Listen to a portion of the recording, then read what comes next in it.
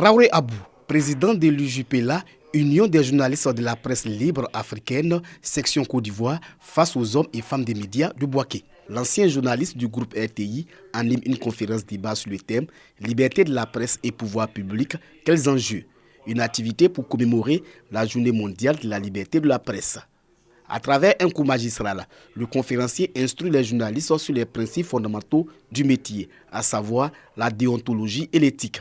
Pour Traoré Abou, la situation de la liberté de la presse a évolué en Côte d'Ivoire. L'état des lieux, c'est qu'aucun journaliste en ce moment-ci n'est en prison. La liberté de presse est très difficile à gérer. Il faut l'insérer dans la liberté de la société elle-même. C'est un pan de la démocratie, mais en même temps, ça demande des exigences de notre part, les journalistes que nous sommes.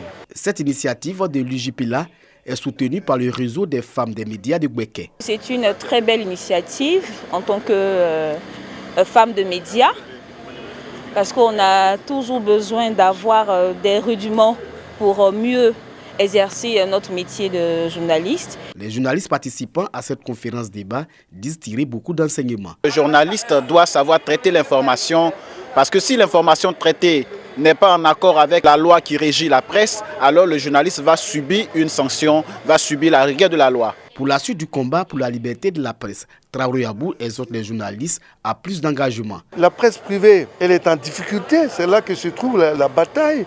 Il faut des gens pour mener le combat maintenant pour que beaucoup plus tard ça puisse marcher. La journée mondiale de la liberté de la presse a été instaurée par l'Assemblée générale des Nations unies en décembre 1993.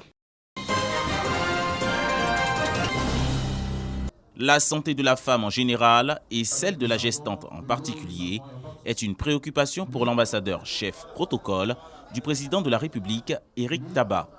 Par le biais de ses émissaires, il a fait don de 100 seaux avec filtre incorporé.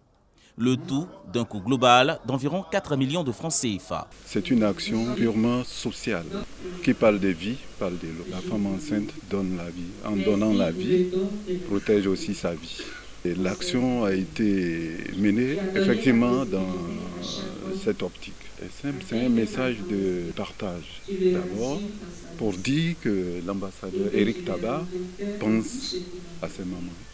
2 sites visités, le centre de santé urbain et communautaire de la Palmeraie et le centre de santé Maria Androli. Merci à M. Éric Tabar, l'ambassadeur, pour ces dons qu'il nous a offerts, nous les femmes enceintes, pour nos bien-être, en fait que pour nos enfants, que nous attendons dans ce moment difficile. De continuer de veiller sur les femmes enceintes, parce que nous avons besoin de ces soutiens, de tout ce qu'il fait dans la commune de Cocody. L'action sociale s'étendra vers d'autres centres de santé les jours à venir.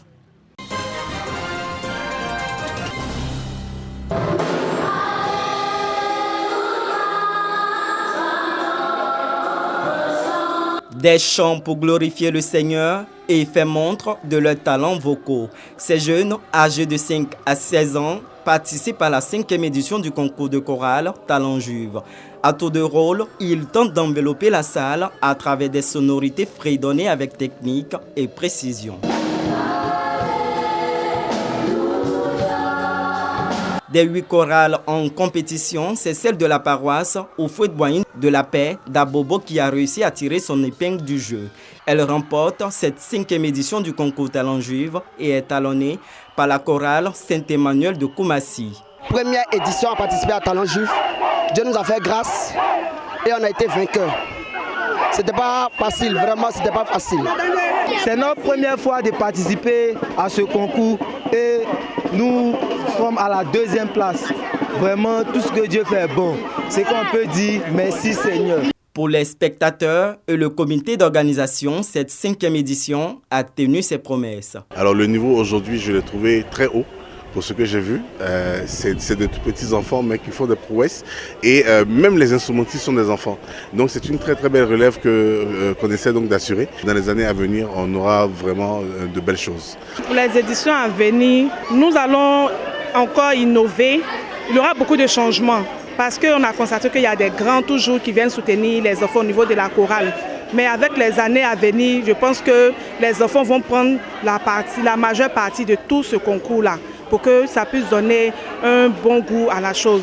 La compétition Talent Juive, lancée en 2018, vise principalement à promouvoir les talents artistiques des enfants de l'Église du christianisme céleste et à les occuper sainement. Rendez-vous est pris pour la 6e édition pour les vacances 2023.